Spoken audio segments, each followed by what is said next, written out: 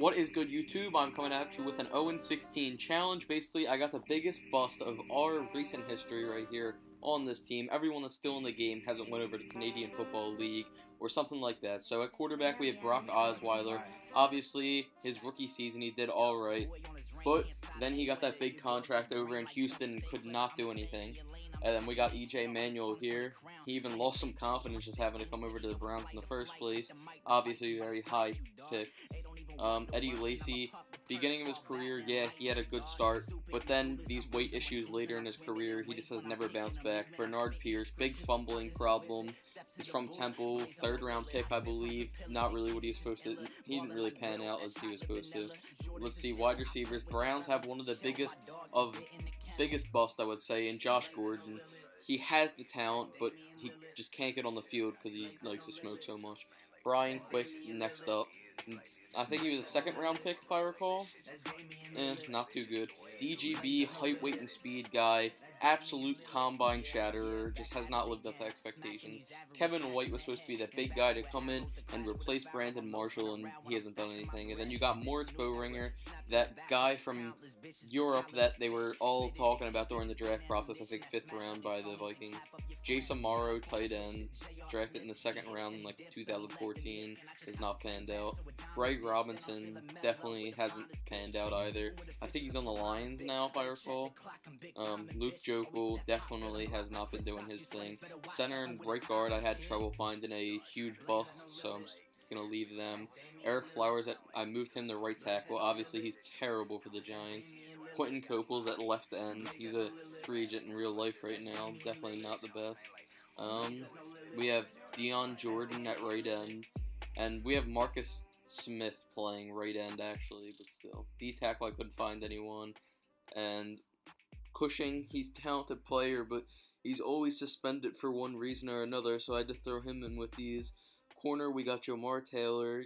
Yeah, I'll just leave him there. DJ Hayden, obviously, had issues coming into the draft. Then D. Mindler just didn't pan out. Jaquan Jarrett was supposed to be the next big hitter out of Temple for us, but he wasn't. Matt Elam, 69 overall, terrible, drafted too high. And we even have a big bust of a kicker here with Roberto Aguayo. As you know, he was cut from the Bucks this season. So, yeah, we have an absolutely terrible team. Let's see if we can actually get any wins, honestly. Alright, so I simmed to mid-season point, week 9. Let's see if we have any wins. It looks like we're 0-8. Absolutely atrocious. Doesn't surprise me. No better luck than the team's the Browns. Brock Osweiler's not doing that bad, in my opinion. Yeah, he's not doing that bad. Just about 2,000 yards throwing, 13 interceptions, 6 picks. Bernard Pierce has taken over, and Eddie Lacy has got shafted a little bit with only 4 carries. Bernard Pierce, 113 carries, 360 yards, 1 touchdown, 4 fumbles. Oh my goodness.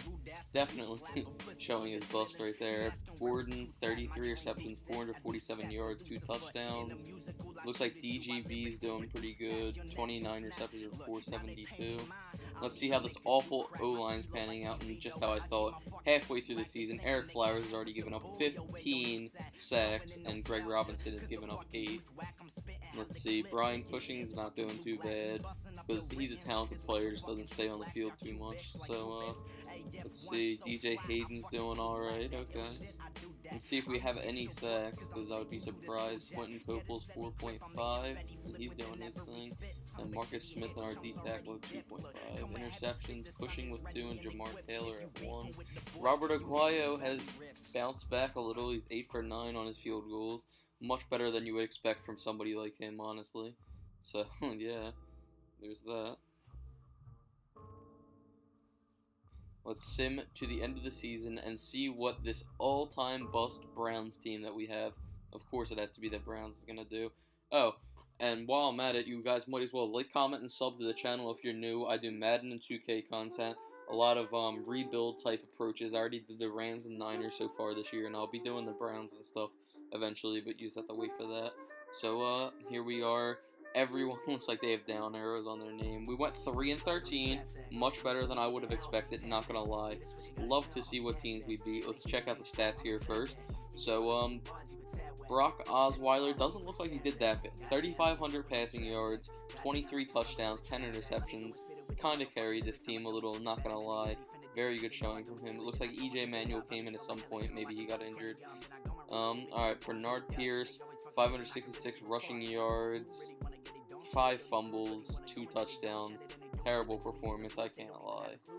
Our 56 over... I mean, one of our people that we didn't even plan to have on here, 4th in the depth chart, had the same amount. But, Josh Gordon, 764 receiving yards, 900, almost 1,000 yards for DGB, along with 7 touchdowns. So DGB was really doing his thing this season, showing why he was so highly talented. So, here, 35 sacks given up for Eric Flowers, and 16 for Greg Robinson.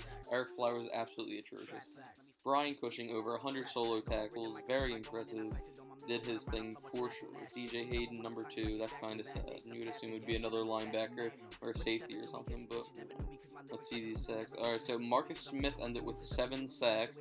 Actually, very surprised. It looks like he had like a little bounce back to his career this year.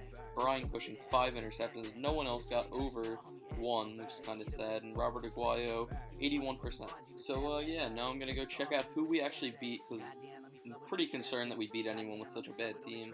So let's check it out real quick. So let's see. There's the preseason, which we went 4-0 in. Typical Browns thing to do. Okay, so we beat the Lions in Week 10, 19-7, and then the Jaguars 25-17 the week after, and then later we beat Aaron Rodgers and the Packers 27-24. Well, thanks for stopping by. Check out my other channels and leave some feedback. Peace.